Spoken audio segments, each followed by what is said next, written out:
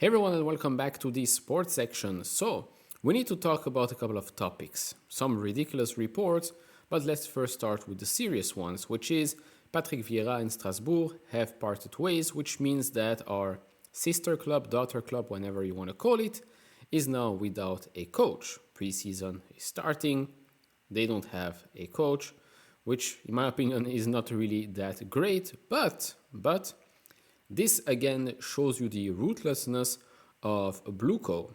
In my opinion, Viera, Pochettino were just pawns for the first, let's say, 1.0 version of the project. Now, they are probably going to look for a manager that fits the philosophy that we are adopting at Chelsea, which means that if we send players out on loan to Strasbourg or we buy players for Strasbourg that maybe in the future could go to Chelsea, at least they train, they play under the same philosophy, which would make it much easier for them to transition to Chelsea, to transition to playing in the Premier League. Of course, a lot of work still needs to be done at Strasbourg. It's nowhere near a club that can compete at the top of Ligue 1, even though it's not really a league that is that difficult, I would say.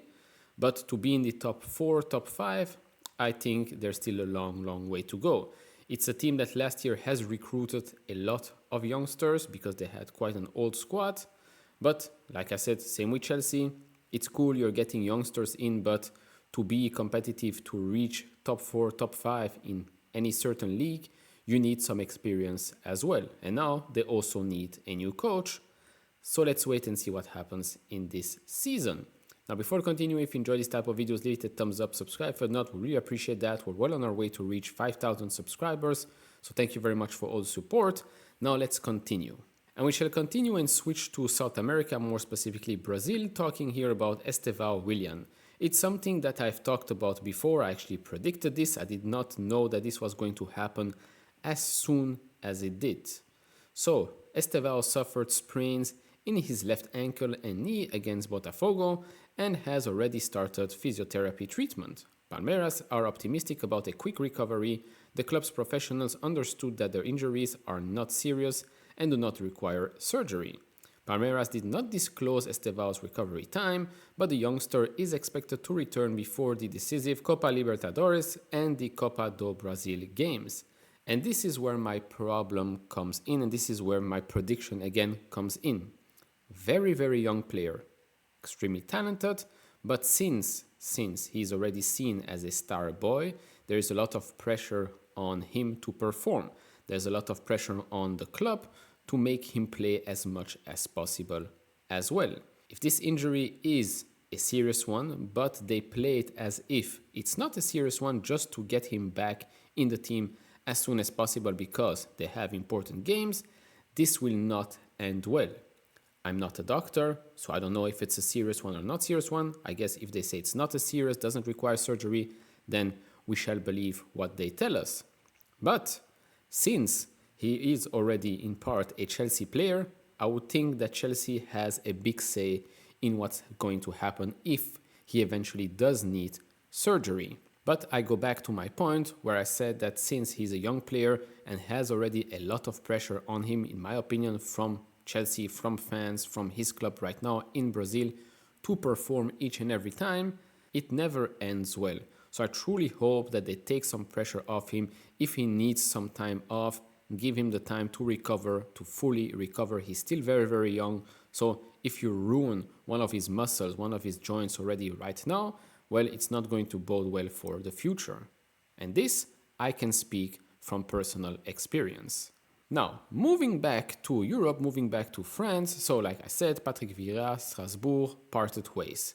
Now, here is what Bluco are still expecting to do. One, they are contributing significant sums to the renovation of the club's Stade de la Méno stadium, which, by the way, looks quite good. I believe they will reach, if it works out, they will reach around 32,000 fans, the capacity, so that's great.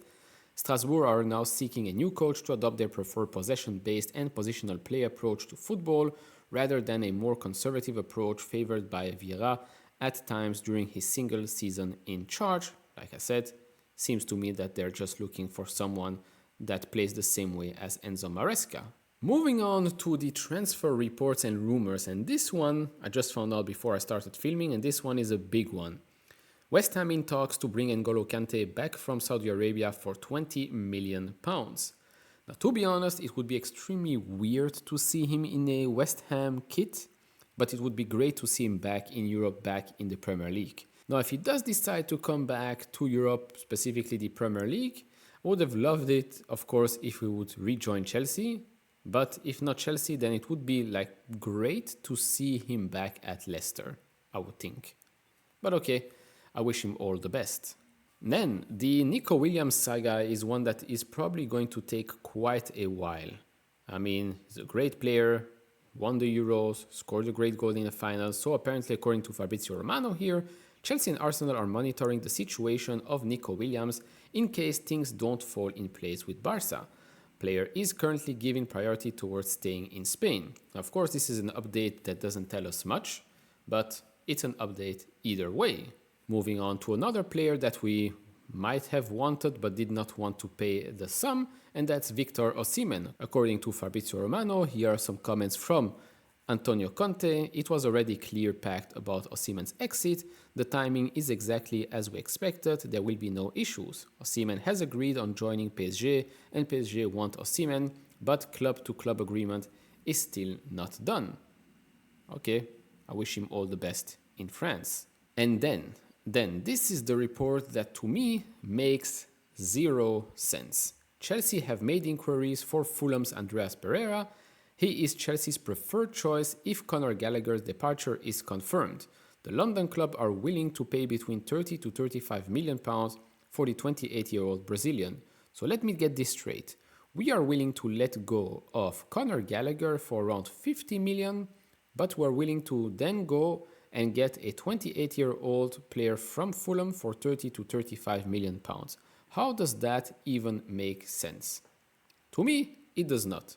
I don't know how accurate this reporting is, but I mean, first of all, another Brazilian, which, okay, fine, he's been playing in Europe and in England for quite a while, but still this thing just doesn't make any sense.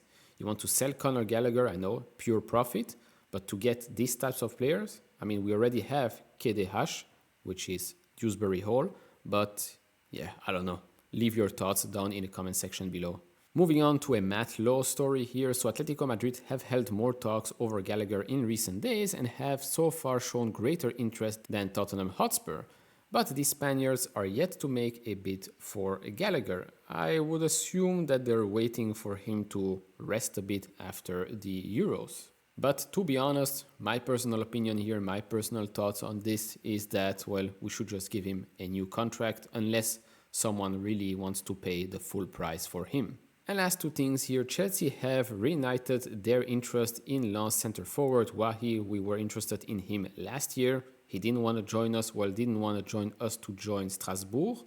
So I would find it very weird if he would now have changed his mind.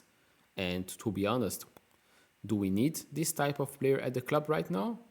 Probably not. And if it's to go to Strasbourg, I would find it again very, very strange. But oh well, we've seen stranger things happen. And the last thing here, this is just another report by an unknown source to me. Enzo Maresca recommended a loan transfer for Maiguri. Sevilla seemed to be the destination, but Espanyol could end up getting his services. Now this also begs the question as to why Sevilla or Espanyol when we can just send him to Strasbourg. One, the club doesn't think that Strasbourg is good enough for him, or two, they think that he can better develop in Spain. What do you think? I mean, it would be strange if it's option A, because then again, why did you buy a club in France? Just doesn't make much sense. And two, yes, of course, I mean, he's familiar with Spain, so Sevilla or Espanyol, even though Espanyol and Barcelona, I think it's quite heated. But of course, I would like to see a little bit of him during pre-season. And so to conclude, I have a question for you. Would you like me to follow Strasbourg a little bit closer on this channel? Yes or no? Let me know down in the comment section below. The big advantage that Strasbourg has over a lot of other, let's say, smaller clubs in Ligue 1 is that they're backed by Blueco. which means that when the other clubs are in financial trouble, they can actually spend more and continue to invest in the club, in players, in the academy, facilities, etc., etc. Whereas the rest, they will have to find probably new owners, sell some good players, etc., etc. That's a huge advantage for Strasbourg, and that's maybe one of the ways how they can outcompete the others. Remains to be seen. Overall, that's about it for this video. If you enjoy this type of videos, leave it a thumbs up, subscribe if you have not, and I'll see you all in the next one. Bye bye.